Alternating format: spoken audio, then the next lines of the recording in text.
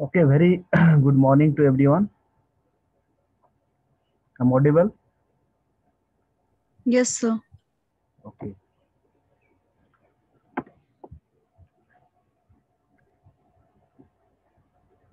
So last class we discussed about what is deadlock and what are the necessary conditions for deadlock. And we already discussed strategy for handling deadlock. So again, we'll start from strategies for handling deadlock, and one by one we'll discuss.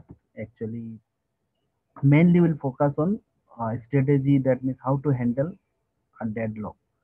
So in your syllabus, deadlock avoidance is the most important. How to that means some numerical problems are there, and one algorithm is also there, Banker's algorithm. Okay, is the most important algorithm.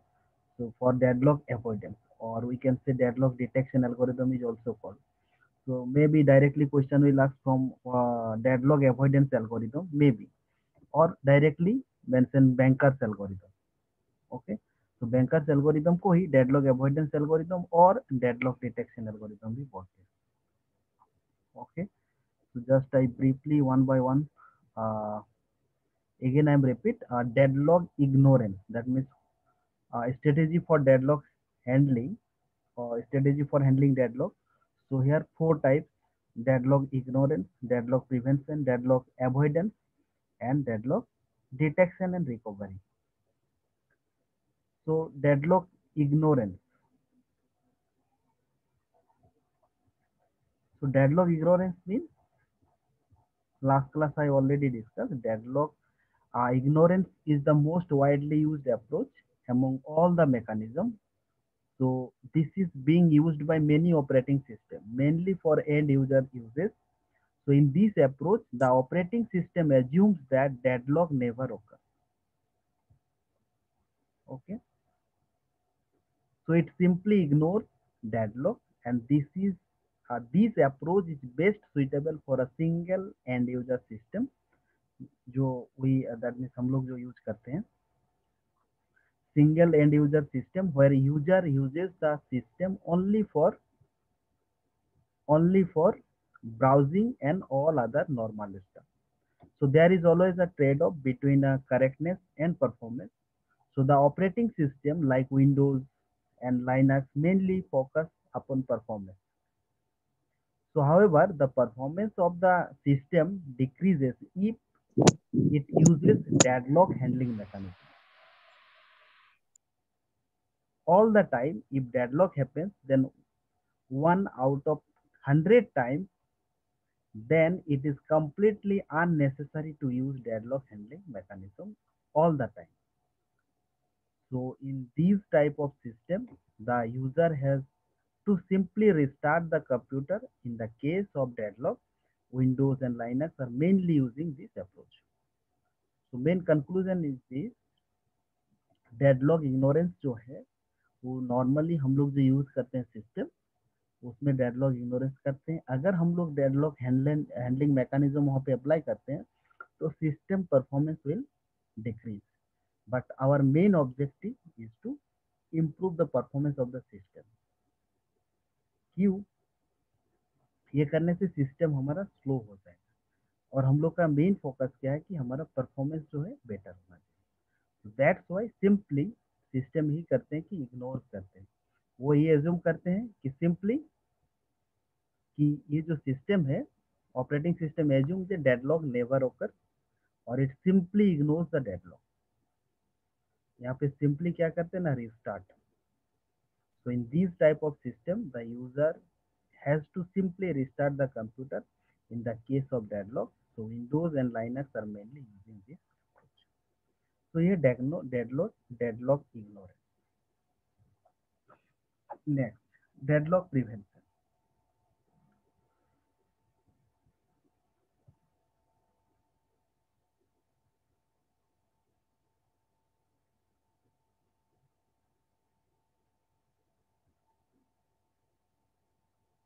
So deadlock prevention.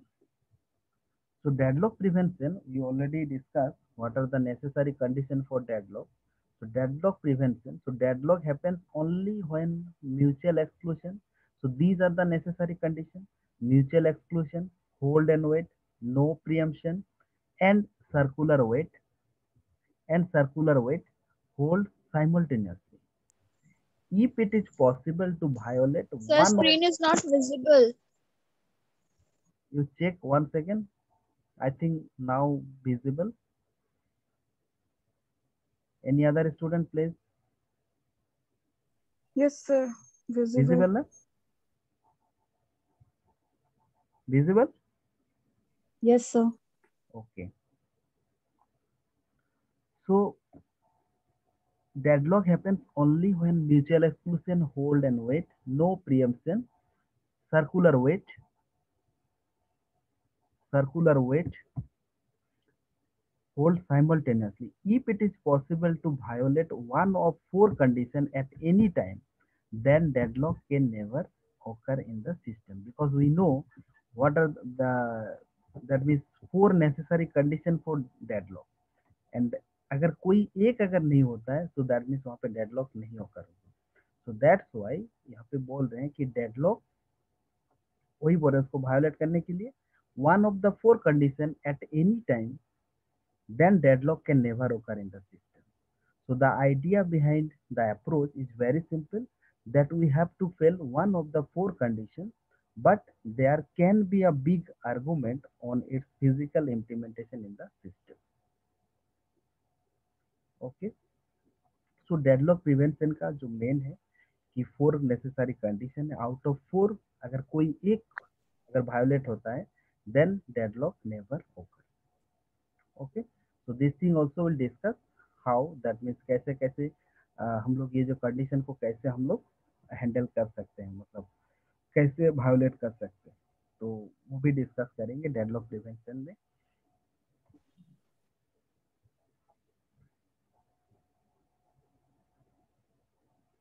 Next one is, तो concept clear हो रहा है कि actual में कैसे वो होगा.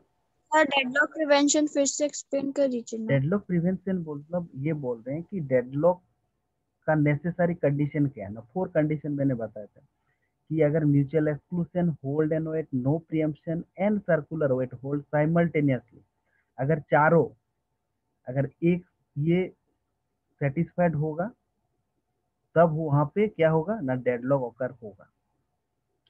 हम लोग बोल रहे हैं कि कोई एक कंडीशन अगर सेटिस्फाइड मतलब हम वायोलेट करते हैं तब वहां पे never, deadlock can never occur.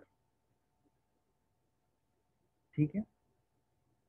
क्योंकि अगर चार पाया है तो किसी एक पैर मतलब अगर नहीं रहता तो वो गिर जाएगा. तो यहाँ पे मेन जो लॉजिक बोल रहे हैं कि यहाँ पे सिंपल है कि कोई एक अगर कंडीशन सेटिस्फाइड मतलब अगर वो वायोलेट कर रहे हैं उसका रूल, तो वहाँ पे डेडलॉक नहीं होकर होगा. Suppose mutual exclusion, for example mutual exclusion मतलब क्या बोले थे, एनीवन?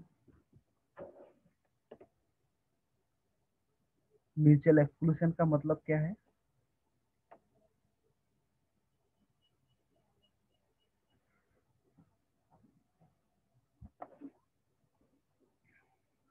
अगर एक एक टर्म अगर क्लियर नहीं हो ना तो फिर थोड़ा मुश्किल हो जाएगा, क्योंकि म्यूचुअल एक्सक्लूशन का मतलब क्या, बहुत पहले से मैं बोल रहा हूँ इस चीज को, वही चीज है. म्यूचुअल एक्सक्लूशन मतलब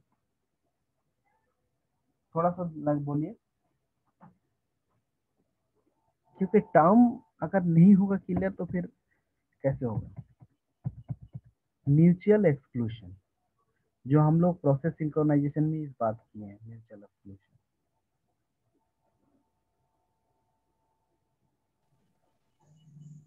सर एक ही प्रोसेस एट वन टाइम मतलब एग्जीक्यूट होगा. Eight the same time same resource को एक मतलब वो मोर देन वन प्रोसेस ये नहीं करेंगे, एग्जीक्यूट नहीं करेंगे, है ना. मतलब हम यूज नहीं करेंगे, एक रिसोर्स है eight the same time. Mutual exclusion जैसे हम लोग वहाँ पे प्रोसेस सिंक्रोनाइजेशन में क्या बोले थे, प्रोसेस सिंक्रोनाइजेशन में म्यूचुअल एक्सक्लूशन मतलब only one process can enter into the critical section, है ना. only one process can enter into the critical section at the same time. Similarly, at the same time, only one resource can use the particular, मतलब one process, एक process at the same time एक ही resource use करेगी। ऐसा नहीं कि more than one process can use same resource. ठीक है, तो इस चीज को, तो ये चीज बोल रहे हैं कि कब हम वायोलेट होगा डेडलॉक प्रिवेंशन ना, इसमें अगर ऐसा कोई सिचुएशन आता है जहां पे एक रिसोर्स को more than one process use कर रहे हैं, ठीक है, तो फिर डेडलॉक प्रिवेंशन हो, तो फिर वहां पे हम डेडलॉक नेवर होकर। इस चीज को बस जस्ट घुमा के बोल रहे हैं कि mutual exclusion means only one process, that means eight the same time और पर्टिकुलर टाइम में वन रिसोर्स, मतलब पर्टिकुलर वन रिसोर्स जो है वो एक ही प्रोसेस यूज करेगी। ठीक है, अगर ऐसा नहीं होता है, मान लीजिए इसको वायोलेट कब होगा, अगर मान लीजिए कि two process at the same time same resource use कर रहे हैं, मे बी हो सकता है, तभी तभी डेडलॉक नहीं होकर होता है। तो अगर ऐसा सिस्टम होता है तो फिर वहां पे डेडलॉक नहीं होकर होगा।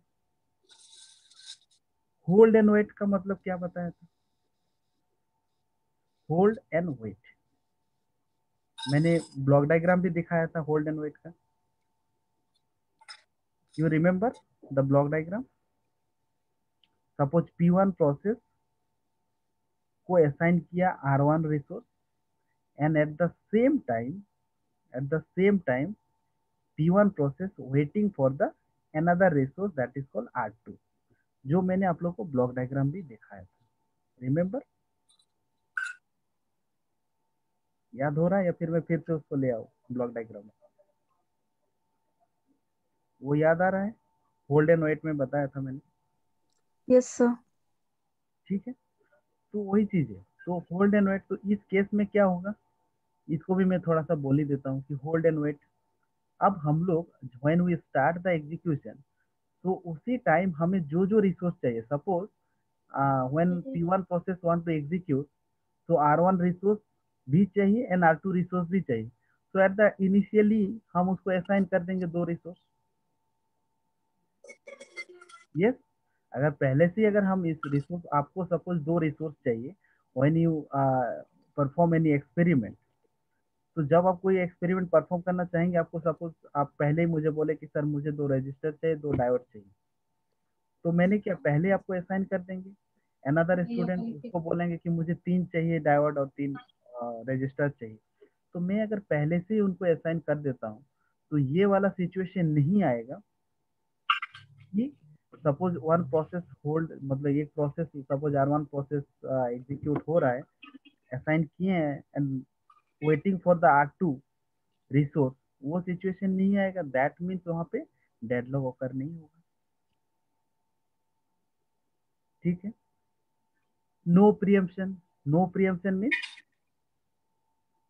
नो प्रियम्पशन का मीन्स ये बताया था मैंने कि ऐसा नहीं कि मतलब सपोज वन प्रोसेस स्टार्ट किया एग्जीक्यूशन, जब तक खत्म नहीं होगा तब तक कोई अनदर प्रोसेस एग्जीक्यूट नहीं करेगा।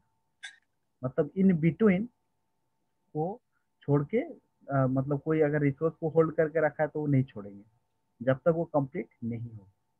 अगर ऐसा केस आता है, नो प्रियम्पशन मीन्स, अब हम लोग देखेंगे कि नहीं, ऐसा अगर सिस्टम होता है जहाँ पे जो हम लोग बताए थे वो शेड्यूलिंग एल्गोरिथम में कि प्रोसेस एग्जीक्यूट हो रहा है, रिसोर्स हुआ, अब मे बी अगर इस बिटवीन में वो भी दूसरा मे बी जिसका प्रायोरिटी ज्यादा होगा तो उस प्रोसेस को हम लोग एग्जीक्यूट करते हैं, तो ऐसा केस होता है तो वहाँ पे डेडलॉक ओकर नहीं होगा। जिसका प्रायोरिटी ज्यादा है हम उसको पहले दे दें रिसोर्स, उसके बाद नेक्स्ट प्रोसेस वो एग्जीक्यूट करेंगे, वो रिसोर्स को यूज करेंगे। सर्कुलर वेट होल्ड साइमल्टेनियसली, तो सर्कुलर वेट मतलब जो हम लोग बताए थे कि लास्ट जो प्रोसेस है वो क्या करते हैं, फर्स्ट का जो रिसोर्स है उसके लिए वेट कर रहे थे। तो ये सिचुएशन जब ओकर होता है तो हम लोग इसमें क्या होता है ना, एट द बिगिनिंग और when we start the execution, so that time we already provide the resources हर एक के लिए। ऐसा कभी सिचुएशन, अगर ऐसा सिचुएशन नहीं आएगा तभी हमारा डेडलॉक ओकर नहीं होगा, क्योंकि हम पहले से ही जो जो रिसोर्स चाहिए वो हम एलोकेट कर दे रहे हैं। ठीक है, तो डेडलॉक कैन नेवर ओकर। तो इसमें से कोई एक कंडीशन बोल रहे हैं कि जनरली डेडलॉक का नेसेसरी कंडीशन बताया था कि ये 4 कंडीशन अगर सेटिस्फाइड होता है देन डेडलॉक ओकर।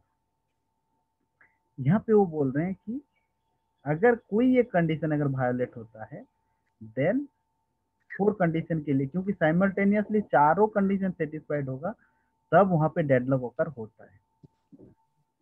If it is possible to violate one of the 4 conditions at any time, then deadlock can never occur in the system. So the idea behind the approach is very simple, that we have to fail one of the 4 conditions, but there can be big argument on its physical implementation in the system. अगर physically अगर implement करते हैं तो ये थोड़ा सा ऐसे theoretically ठीक है बोल रहे हैं, लेकिन वो एक थोड़ा सा आर्गुमेंट का जगह बनता है फिजिकल लेवल। तो लेट्स सी, इसका थियोरेटिकल कंसेप्ट ही है। नेक्स्ट जो आता है जो मोस्ट इंपॉर्टेंट है वो है deadlock avoidance.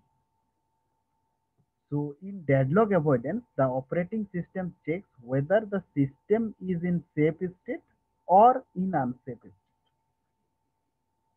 At every step which the operating system performs, the process continues until the system is in safe state. जब तक वो सेफ स्टेट में नहीं आ रहे हैं। सेफ स्टेट और अनसेफ स्टेट का मतलब क्या है कि हमारे पास जो रिसोर्स अवेलेबल है और यूजर का जो नीड है, हमें सपोज चाहिए 4 CPU, ठीक है, और अवेलेबल हमारा 3 है, तो दैट मीन्स ये क्या है, ये सेफ स्टेट है या फिर अनसेफ स्टेट है?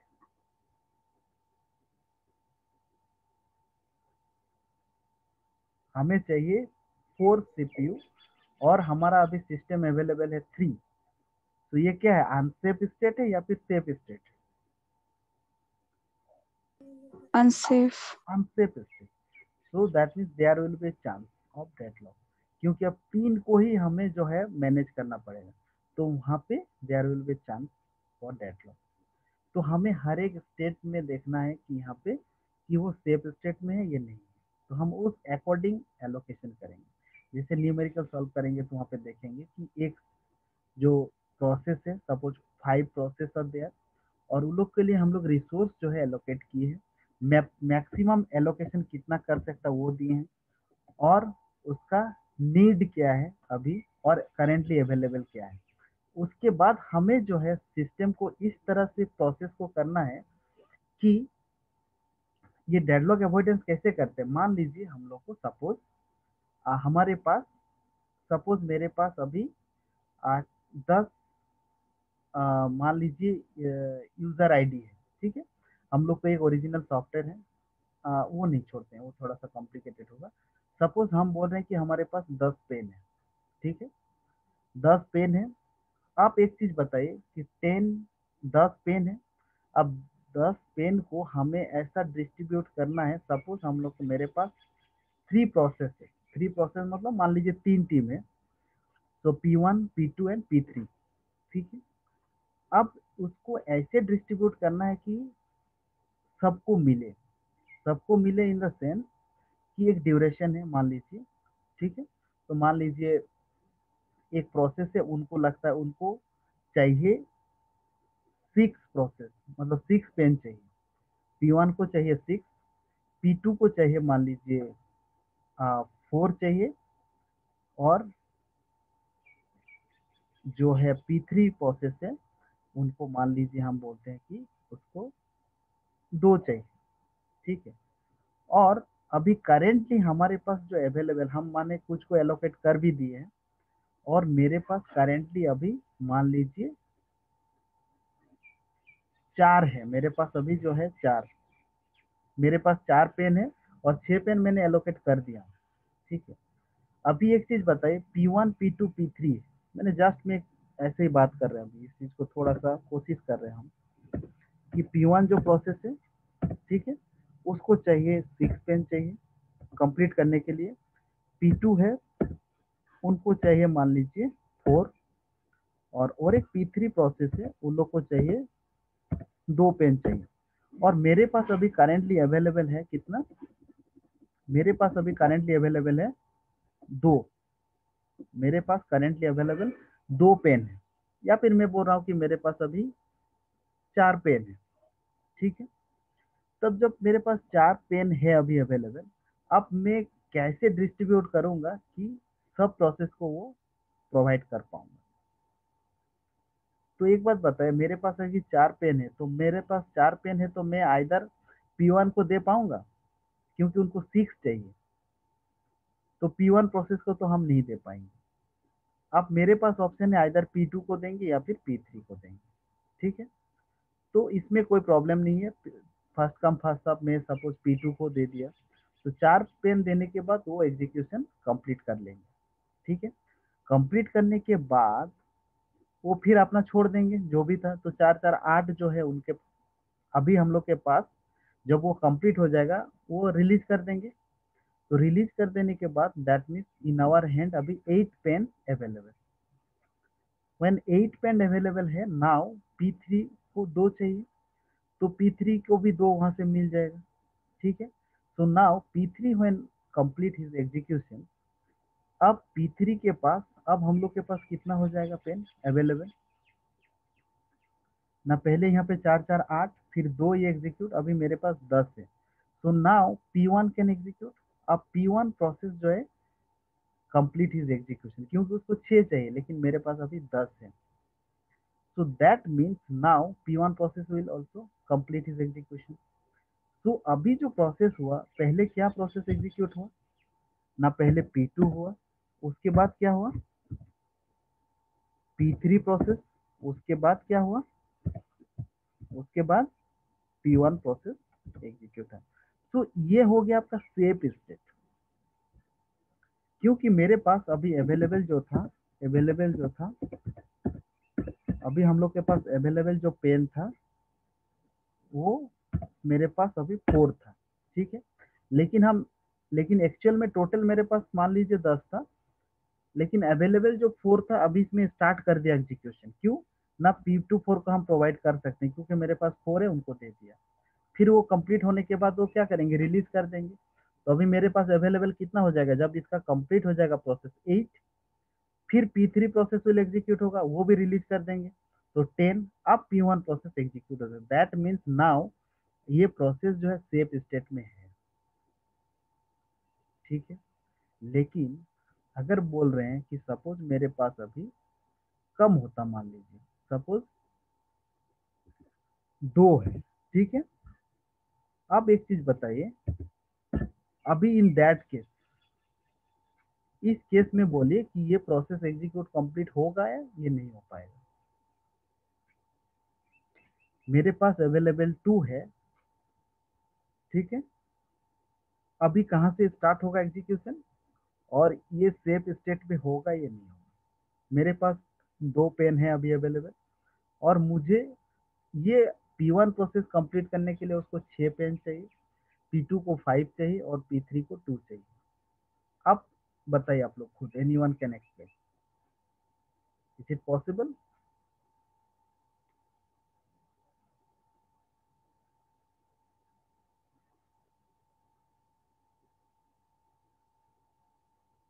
ये रिसोर्स हमारे पास अवेलेबल है, P3 को चाहिए 2, तो P3 को तो मिल जाएगा, P3 एग्जीक्यूट होने के बाद वो रिलीज कर देंगे।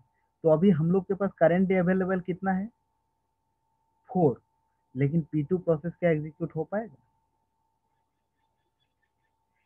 ये सुन लो।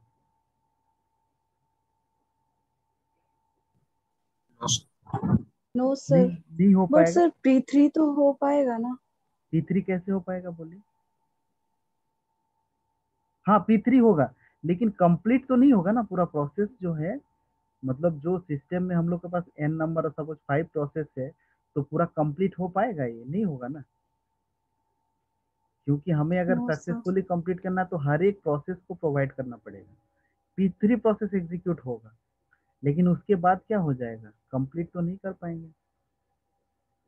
ठीक है, तो ये है मेनली जो आपका डेडलॉक अवॉइडेंस। तो यहाँ पे क्या बोलते हैं कि हर एक स्टेट में वही जो देखें, अभी तक सेफ था P3, उसके बाद क्या हो गया, ये एवरी स्टेप में हमें देखना है। So the process continue until the system is safe state. Once the system moves unsafe state, the OS has to backtrack on a step. In simple word, the OS review each allocation so that the allocation does not cause the deadlock in the system. तो ये है system. अब हम ये तो एक general example लेके मैंने दिखाया, लेकिन हम एक जस्ट एक फॉर्मेट भी दिखा रहा हूँ कि एक्चुअल में क्या किस टाइप का। अभी टाइम आई थिंक टेकिंग है ये थोड़ा, तो हम जस्ट एक ओवरऑल आइडिया देता हूँ आज। फिर नेक्स्ट क्लास में जो पूरा कंप्लीट हम आपको ये सॉल्व भी करेंगे। आज जस्ट समझिए कि डेडलॉक अवॉइडेंस में क्या होता है एक्चुअल में। जो आपको प्रॉब्लम जो आएगा सिस्टम जो न्यूमेरिकल, और ये जो इसको जो सॉल्व करेंगे यूजिंग बैंकर्स एल्गोरिथम। तो हम पहले न्यूमेरिकल को समझेंगे, फिर बैंकर्स एल्गोरिथम भी बताएंगे कैसे उसको एक्चुअल में होता है। तो एक्चुअल में suppose 5 processes are there, P1, P2, P3, P4 and P5. Now ये है एलोकेशन। एलोकेशन मीन सपोज आपने मान लीजिए कि यहाँ पे ए बी सी जो है रिसोर्स है। अब रिसोर्स में आप कुछ भी मान लीजिए, आपको मान लीजिए हम जो बताए थे रजिस्टर, डायोड, या फिर और भी जो भी ऑपरेटर सबको चाहिए, या फिर मैंने आपको बोल दिया कि यहाँ पे आपने प्रिंटर हो गया, ठीक है, स्कैनर हो गया, और एक आप मान लीजिए प्रिंटर हो गया, स्कैनर हो गया, और एक रिसोर्स कुछ मान लीजिए। ठीक है, तो इस जगह पे अभी हम लोग यहाँ पे क्या बोल रहे हैं कि P1, P2, P3, P4 and P5 process को, ये जो है A B C different different resource है। अब P1 प्रोसेस को मैंने पहले एलोकेट हुआ है, ये है आपका एलोकेशन। अभी करेंटली एलोकेट करके रखे 010, इसमें क्या है ना 200, 302, 211 और 002। ये अभी करेंटली एलोकेट कर दिया गया है।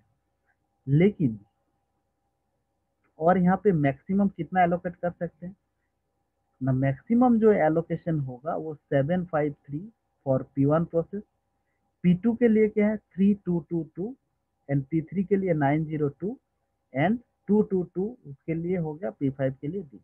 ये मैक्सिमम एलोकेशन है।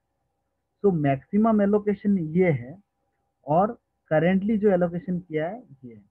तो हमें नीड मैट्रिक्स इसके लिए निकालना पड़ेगा कि मुझे नीड मैट्रिक्स हर एक प्रोसेस के लिए क्या नीड है।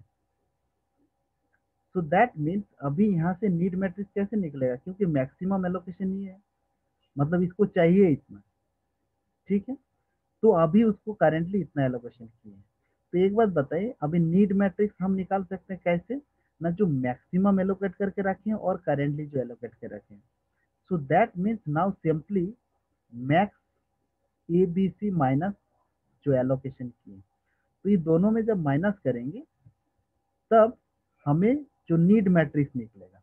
नीड मैट्रिक्स का मतलब अब हमें ये अभी जो सिस्टम में हम दिखा रहे हैं अभी नीड मैट्रिक्स, तो सिंपली क्या करेंगे, नीड मैट्रिक्स फॉर P1 ना, उससे माइनस करने से 743 मुझे चाहिए, ये 122 चाहिए, ये 600 ये चाहिए, और 1 मान लीजिए यहाँ पे कोई भी हम बताए थे, CPU हो गया, स्कैनर हो गया, और मान लीजिए CPU बोल सकते हैं, कुछ भी मतलब रिसोर्स मैंने इस तरह से एलोकेटेड चाहिए एक प्रोसेस को कंप्लीट करने के लिए P1 प्रोसेस।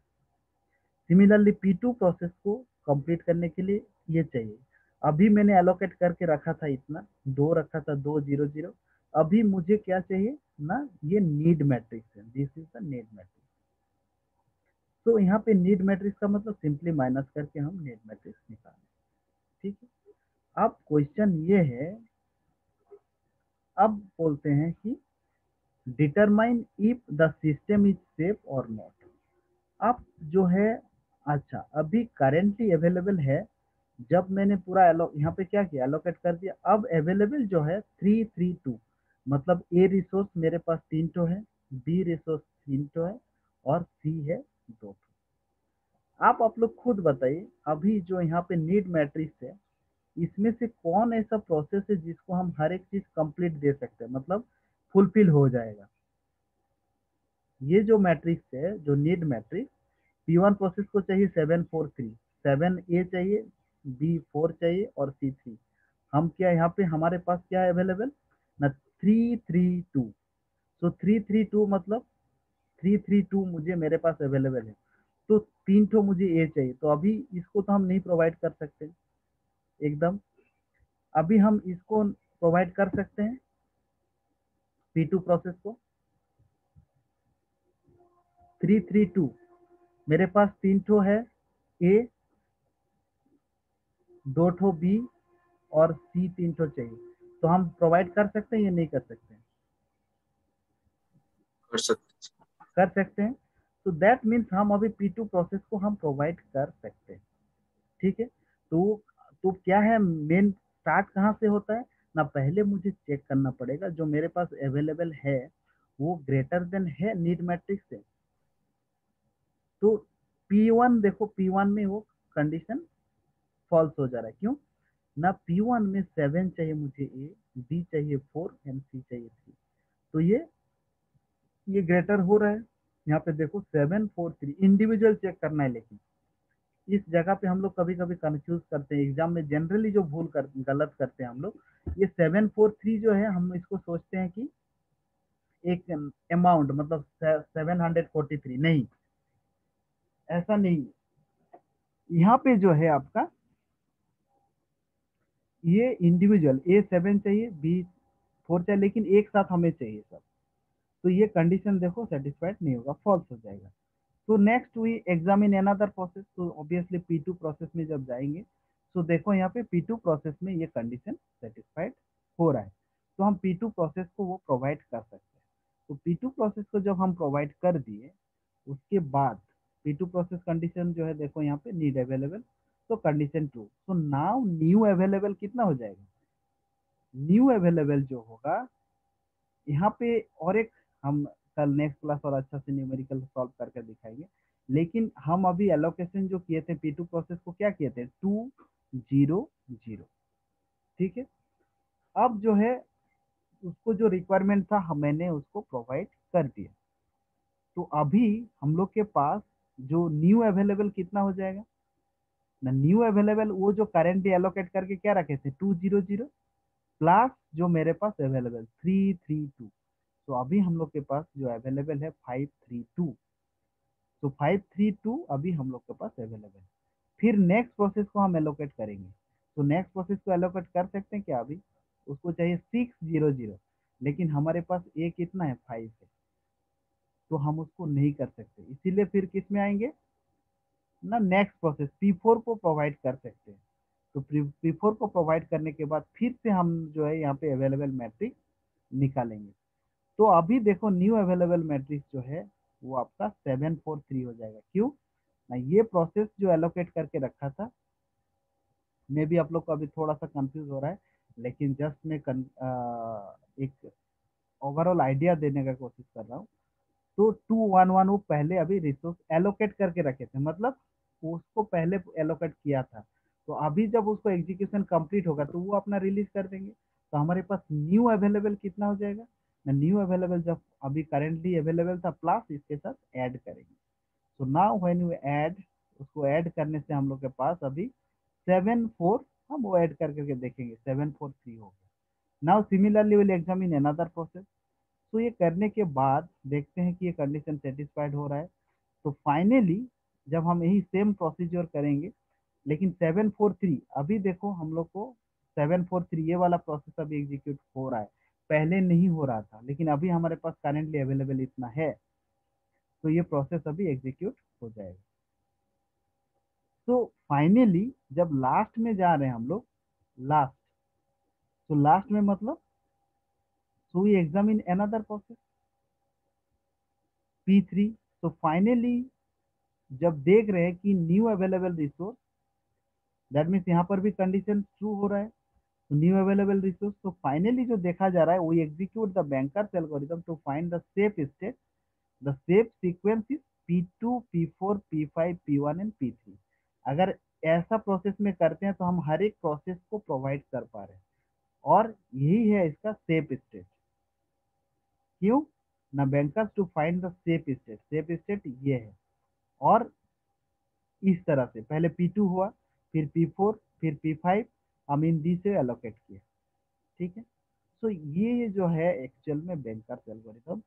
तो हमें, मेरे पास रिसोर्स है, तो ये मेनली मैंने बताना चाह रहा था अभी तक कि हमारे